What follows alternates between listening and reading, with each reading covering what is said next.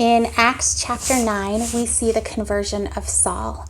We know that Saul is one of the zealots that was persecuting the Christians, and he had gotten letters, which essentially are like warrants, that he could go out and arrest anyone who follows the way, which is what they referred to Christians as, people who followed the way. And we know the story of how Saul is converted, and hopefully you just read it. But what strikes me is that Saul is very quickly a very powerful minister for Jesus. And we know that a lot of the New Testament is written by Paul. Saul becomes Paul. And that he very, very quickly becomes a powerful minister of the Lord. And I think one of the reasons for that is that Paul knew the cost. He counted the cost immediately when he became a Christian. And the way we know he knew the cost is because he was fully aware of all of the zealots' plans to round up and kill the Christians and to destroy them entirely. So when he became a Christian, he didn't just have like rumors or ideas that he might be persecuted. He had been part of the persecution. He knew exactly how effective they were. He knew what their plan was, and he did this anyway. He, from the very beginning, was taking up his cross and following Jesus.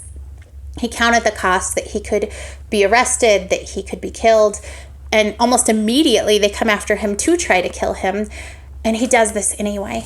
And maybe my favorite verse in reading it this chapter this time is, Ananias is going to tell Paul. He doesn't really want to. He's a little bit afraid, but the Holy Spirit has told him he has to.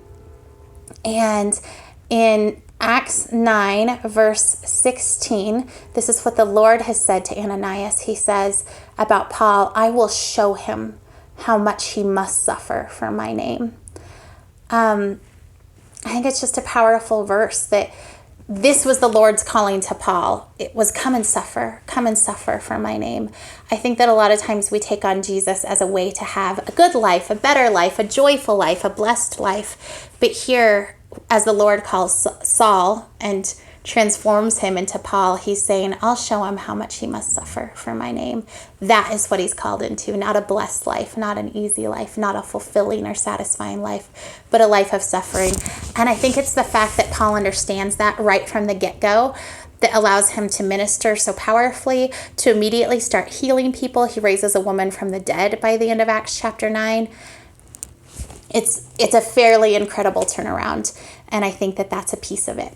Okay, tell us in the comments what you learned about Acts chapter 9, and read Acts chapter 10 for tomorrow.